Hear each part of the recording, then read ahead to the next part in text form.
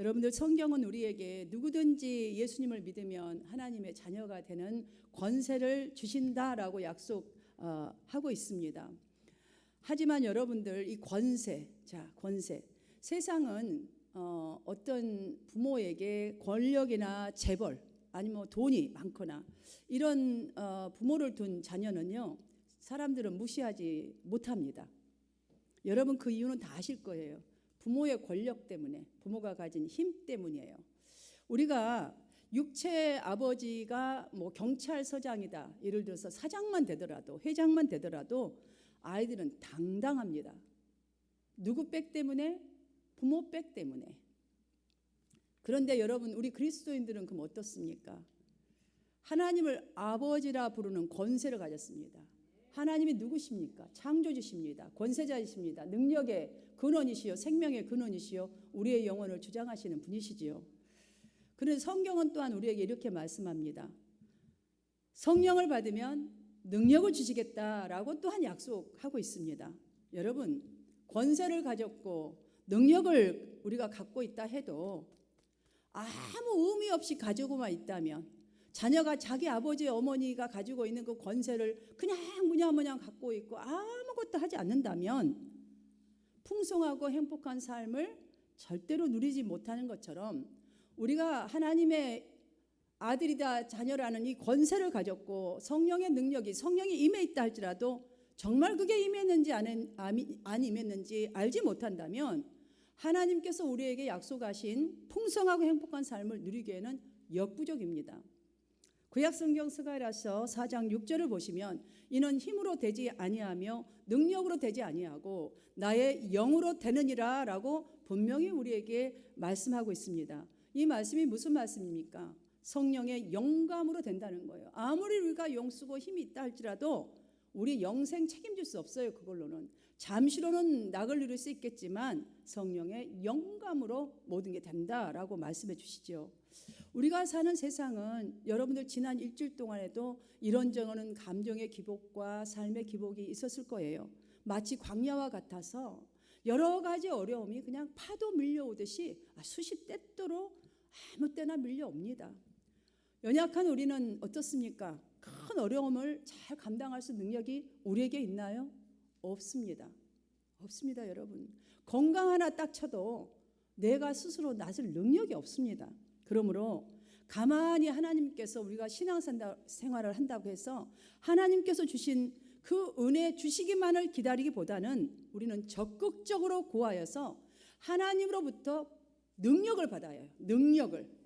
오늘 본문의 주인공 엘리사, 오늘 본문의 주인공은 엘리사입니다. 엘리사가 엘리야에게 갑절의 영감을 구하는 장면을 우리는 오늘 본문에서 발견할 수가 있습니다.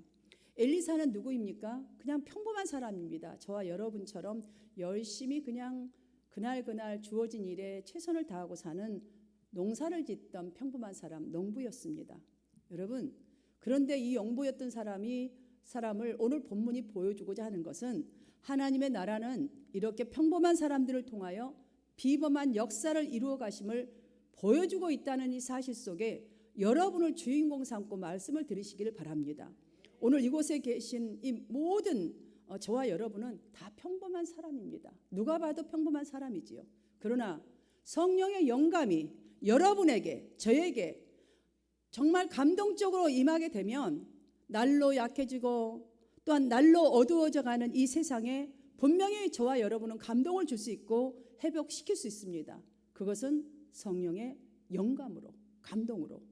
따라서 엘리사처럼 갑절의 영감을 받겠다는 결단이 우리 예배 시간대마다, 여러분이 어떤 금요 예배 오십니까? 주일 예배 오십니까? 예배 때마다, 찬양을 드릴 때마다 여러분이 부르짖는 기도 속에 있기를 주님의 이름으로 축원합니다. 이런 소망을 갖고 엘리사의 모습이 어떠했는지를 이 시간 저는 살펴보고자 합니다. 7절을 보면 엘리야 선지자의 제자가 여리고마에도 50명 선지 생도들이 있었다라고 기록되어 있습니다. 이 기록은 그 많은 성도들, 그러니까 생도들 중에서 이 엘리사만이 엘리야의 사명에 정말 고귀함, 저 사명이 얼마나 고귀한 것을 깨닫고 아는 선지 생도였다는 것을 부각시켜서 우리에게 보여주고자 이것을 기록했던 것이에요. 엘리사는 모든 것을 버리고 엘리야가 찾아왔을 때에 너는 나를 따르라 할 때에 자기의 모든 농사짓던 거라든지 자기의 해왔던 것을 버리고 엘리야를 따라서 길갈, 베델, 그 다음에 여리고, 요단강 이렇게 쭉 지금 여리고까지 요단강까지 이뤘던 모습이 오늘 본문인데요. 이렇게 쭉 이 따라다녔던 이 모습에서 우리가 느낄 수 있는 것은 정말로 스승을 쫓아서 일심으로 오직 한 마음으로 끝까지 따라왔다는 이 상도를 볼 수가 있고, 또한 오늘 본문의 이야기를 전체적으로 보면 하나님의 이 선지자로서 이적과 능력을 많이 행하여서 모든 백성들의 귀감이 되고 선망의 대상이었던 이 엘리야가 하나님께 귀하게 쓰임 받았다가 이제 사역을 마치고 살아있는 몸으로 승천하는 장면입니다. 오늘 그 장면이 오늘 본문에 나오죠. 그런데 승천하기 전에 엘리야가 엘리사에게 너는 무엇을 구하겠느냐라고 이렇게 물어보죠. 그때 엘리사가 무슨 말을 하죠? 당신의 성령이 하시는 역사가 갑절이나 내게 있기를 구하나이다 라고 요구합니다. 여러분, 이 장면에서 우리가 또 느낄 수 있는 것은 하나님의 영광과 역사가 나타나고 또 하나님께서 영광스럽게 쓰시던 그 스승의 사명의 고감을 나는 절대 놓치지 않겠다는 의지를 우리는 엿볼 수 있어야 합니다. 사랑하는 여러분, 여러분이 말씀을 들을 때 그냥 말씀으로 듣지 마시고 예수께서 가신 그 길을 내가 이 고귀한 사명을 내가 놓치지 않겠다는 이 열정이 있어야 돼요. 말씀을 들어도 그렇고 기도를 해도 마찬가지예요. 얼마나 이 모습이 하나님께서 기뻐하실 모습이요, 또한 하나님께서 쓰일 수밖에, 하나님으로부터 쓰일 수밖에 없는 지혜롭고 바람직한 성도의 모습이 아니겠습니까? 여러분 보십시오. 그는 개인적인 영화 구하지 않았습니다. 개인적인 행복 아니면 물질 구하지 않았습니다. 한 번쯤은 구할 수도 있지 않겠습니까? 여러분, 내가 이 물질 가지고 아니면 이 평안을 가지고 아니면 무엇인가 경험했기 때문에 내가 전해봐야지, 이런 좋은 마음을 가지고도 구할 수 있지 않겠어요? 지금 어떤 공경에 처한 사람이라면 내 병을 나사주세요, 아니면 이 공경에서 저를 구하여 주세요, 이렇게 갑절이나 축복해 주셔서 그냥 한 방에 좀 처리해 주세요, 이렇게 해달라고도 요구하지 않았더라고요. 여기 엘리사가 보면 엘리야의 정신을 갖는다는 것, 곧 그 시대에 맞는 영적 능력을 갖춘다는 것을 우리는 엿볼 수 있어야 합니다. 당신이 가진 그 갑절의 영감을 나에게 주세요. 당신보다 더 많이. 그렇다면 이 시대에 맞게 내가 하나님의 사람으로 살아가고자 하니 정말 저에게 나 이 정도의 믿음 가지고는 절대 안 됩니다. 그러니까 스승님보다는 나에게 갑절의 영감이 필요합니다. 하나님의 사람으로 살아가고 하나님의 일을 하려면 나에게는 세상을 이길 힘이 필요합니다. 믿음이 필요합니다. 능력이 필요합니다. 어쩌면 이걸 구한 엘리사를 제가 상상을 해보니 이런 상상이 떠올랐습니다. 아마 엘리사가 엘리야를 따라다니면서 알았던 것이 바로 하나님의 영감이 있어야 저렇게 할 수 있는 거구나. 그렇지 않고서는 나는 절대로 이 믿음 가지고는 이 세상에 이길 수 없다. 믿음 지킬 수 없다. 하나님의 영광? 무슨 영광인가? 그래서 그분을 보니 당신이 갖고 있는 그 영감, 하나님으로부터 받은 그 영감, 나도 그 영감이 필요합니다. 스승의 거룩한 영성으로 채우겠다는 그 의지, 저는 그렇게 보았습니다. 나는 스승에 비해서 보잘것없는 사람입니다. 너무나 부족한 사람입니다. 나의 이런 부족함을 극복하기 위해서는 스승님보다 더 많은 주님의 그 영감이, 주님의 은혜가 필요합니다. 더 많은 것을 채워 주시옵소서. 나에겐 필요합니다 라는 표현이 아니겠습니까?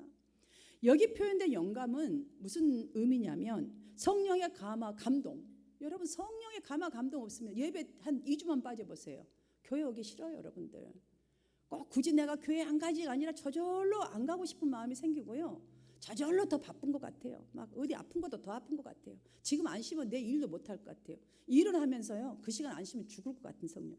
여러분, 여기에 영감은 성령의 감화, 감동, 그리고 성령의 능력과 역사까지를 말하는 거예요. 그 역사가 나에게 필요합니다. 그 능력이 나에게 필요합니다. 이 정도의 믿음 가지고 이 정도의 감정 가지고 나는 안 됩니다.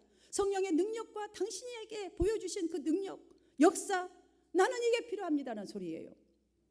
성도 여러분, 엘리야 선지자는 어떤 사람이었습니까? 하나님의 말씀에, 물론 모든 위대한 선진들은 다 말씀에 순종한 사람들이었죠. 그 또한 말씀에 순종하는 사람이었고, 또한 그는 항상 하나님의 능력 앞에, 그러니까 하나님의 능력 앞에 벅차오르는 감화 감동, 그 사모함이 그 영감으로 그 마음속에 충만했어요. 사랑하는 여러분의 마음속에 하나님을 향한 그 열정과 사모함과 하나님의 것을 꼭 은혜를 받겠다는 열정이 떠나지 않기를 주님의 이름으로 축원합니다. 이거 정말 중요해요. 왜 중요한가 한번 잘 들어보십시오. 이스라엘 땅에 3년 6개월 동안이나 비가 내리지 않자 먹을 것이 없었습니다. 그때에 엘리야는 그리 시냇가로 가라라는 하나님의 이 말씀을 받게 되죠. 그때 엘리야는 그대로 순종합니다. 어디로 가나 좀 죽게 생겼는데 거기 갈 힘이 어디 있습니까? 여러분, 우리 같으면 갈 것 같습니까? 저 같으면 안 갔을 것 같아요. 몇 발쭉 가다 이렇게 굶어서 지금 가뭄인데 물을 만나요? 뭘 만나요? 가다 죽을 판인데 가겠어요? 여러분이 순종하면 여러분 쉽게 생각하지 마십시오. 그는 그 말씀에 순종했습니다. 그랬더니 어떤 일이 일어났나요? 하나님께서 까마귀를 명하여 떡과 고기를 물어다 주게 하셨습니다. 여러분이 순종이 그만큼 중요해요. 순종이, 기도의 순종, 말씀의 순종, 충성의 충성, 하여튼 이 순종이 이 정도 중요해요. 그것뿐입니까? 순종하여서 또한 사렙다 땅으로 갔을 때는 어땠습니까? 사렙다 과부가 마지막 남은 가루와 기름으로 엘리야를 대접하자 가뭄이 있는 동안 내내 그 집에 가루와 기름이 그치지 아니한 기적이 또 나타났어요. 엘리야만 먹이는 것이 아니라 그 가정에도 기적이 일어났어요. 그뿐입니까? 엘리야 한 사람이 거짓 선지자 850명과 거리워서 살아계신 하나님이 누구신지를, 진정 하나님이 누구신지를, 참신이 누구신지를 나타내고 거짓 선지자들을 한 방에 그냥 멸절시켜버리는, 진멸하였던 그런 일을 감당했지 않습니까? 더불어 놀라운 이적은 오늘 본문 1절 11절에 기록된 대로 죽음을 맛보지 아니하고 살아서 승천한 것이, 여러분 몇백 년 후에 예수님이 변화하시는 그 변화산에 모세와 함께 그때 누가 나타났다 했죠? 엘리야가 나타났다 하지 않았습니까? 그 정도로 엘리야가 영감이 충만했던 사람인 거예요. 이거는 주님의 권능이 아니고서는 일어날 수 없는 일이라는 이 사실을 우리는 알고 이 권능을 사모해야 해요. 지금 엘리사는 세상 그 무엇을 구한 것이 아니라 바로 그것이 중요한 거라는 걸 안 거예요. 자기에게 스승의 영감이 갑절이나 있기를 원한다고 했어요. 여러분, 결정적으로 이렇게 열정적으로 구한 엘리사에게 하나님은 그가 소원한 대로 갑절의 영감을 허락하셨습니다. 하나님께서 엘리야에게 주신 이 갑절의 영감을 잠시 살펴보십시다. 그 성령의 감화 감동, 성령의 그 능력의 역사 너무나 많습니다. 엘리사 역시도 14절에 기록된 대로 엘리사가 엘리야로부터 받은 겉옷을 취해서 요단강을 치자 물이 막 갈라졌어요. 또한 21절과 22절의 기록대로 엘리사가 여리고에 이르렀을 때에 그 성이 위치는 굉장히 좋은 위치입니다. 그런데 물이 좋지 않아서 이 토산물들이 익지 못하고 그냥 떨어져 버리는 거예요. 그 이야기를 듣고 어떻게 하죠? 소금 한 그릇을 물 군에다 쫙 뿌리죠. 그러자 물이 어떻게 되죠? 물이 정화되어서 기적이 일어나는 사건이 있었죠. 참 무수히 많습니다. 열왕기상 3장을 보시면 그는 이스라엘 왕과 유다 왕과 에돔 왕이 연합해서 이 모압과 싸울 때에 물이 없어서 아주 진멸할 위기에 처해 있었어요. 그때에 엘리사가 개천을 파괴하죠. 그 개천에서 물이 얼마만큼 많이 흘러 넘쳤을 뿐만이 아니라, 그러니 저쪽에서는 굶어 죽게 생겼지만 우리 쪽에서 물이 많으니 얼마나 풍요했겠어요. 당연하게 모압을 물리쳐 버렸습니다. 그것뿐입니까? 선지자 생도의 아내 중에 한 그 여인이 채권자에게 이제 두 아들을 종으로 빼앗길 뻔했을 때에도 엘리사는 한 병뿐이었던 기름을 그릇마다 가득 가득 채워지게 하는 능력을 행사하였고, 스냅 그 여인에게 아들을 낳게 되는 그런 역사도 했고, 그 아들이 또한 죽었을 때 살아나기도 하였던 성령의 능력이 그에게서 나타났습니다. 보리떡 20개와 정말 그 채소 한 자루를 가지고 100명이 넘는 사람들이 먹고 남는 기적이 일어났습니다. 수리아 장군 나아만 장군의 그 문둥병 또한 고쳐주었고, 물에 빠진 도끼를 건져주는 등등 너무나 많습니다. 사랑하는 여러분, 부럽지 않아요? 부럽지 않아요? 스승도 그랬는데 이 제자가 그 스승의 영감을 그렇게 구하더니 그걸 받고 나니까 이렇게 하나님께도 사람들에게 너무나 멋진 인생, 여러분도 그렇게 살고 싶지 않나요? 엘리사는 갑절의 영감을 받아서 하나님이 맡겨주신 사명뿐만 아니라 그 믿음으로 하나님의 뜻을 이루었던 그런 엄청난 일을 이루었던 사람이었습니다. 보통 사람이 하나님의 손에 붙들린 바 되어지고 하나님의 능력을 덧입으니 못할 일이 없는 것이었어요. 사랑하는 성도 여러분, 좋은 성도, 좋은 지도자는 저절로 탄생하지 않습니다. 스승이 아무리 훌륭하다 해도 훌륭한 제자 저절로 탄생하지 않습니다. 이제 엘리야의 사명을 엘리사가 물려받아야 할 때가 온 거예요. 지금 승천하잖아요. 이제 그때가 온 거예요. 그때 그는 확실하게 자신의 믿음을 깨워서 준비했다는 사실을 우리는 오늘 본문에서 꼭 우리가 얻어야 할 교훈입니다. 우리도 그리스도인으로서 세상을 살아가는 데 있어서 우리가 현재 가지고 있는 것만으로는 부족합니다. 여러분이 가지고 있는 믿음, 여러분이 지금 하고 있는 기도로 인합하다고 생각하십니까?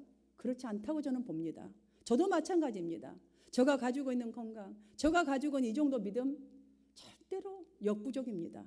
엘리사가 구했던 갑절의 영감이, 성령의 능력이 우리에게도 절대적으로 지금 필요합니다.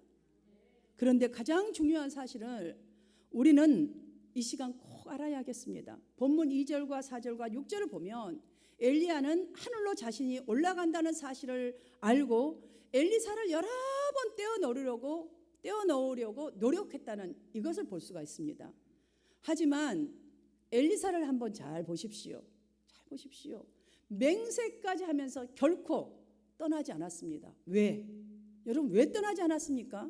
왜? 바로 여기서 우리가 엘리사에게서 꼭 찾아야 하고 깨달아야 할 것은 갑절의 영감을 받기 위해서 떠나지 않았습니다. 떠나라고 해도 떠나지 않았어요. 그것은 갑절의 영감은 엘리사가 줄 수 있는 영감이 사실 아니었거든요. 엘리야가 이 승천했을 때를 여러분 잘 떠올려 보십시오. 엘리야가 줄 수 없다라는 것을 여러분 다 아실 거예요.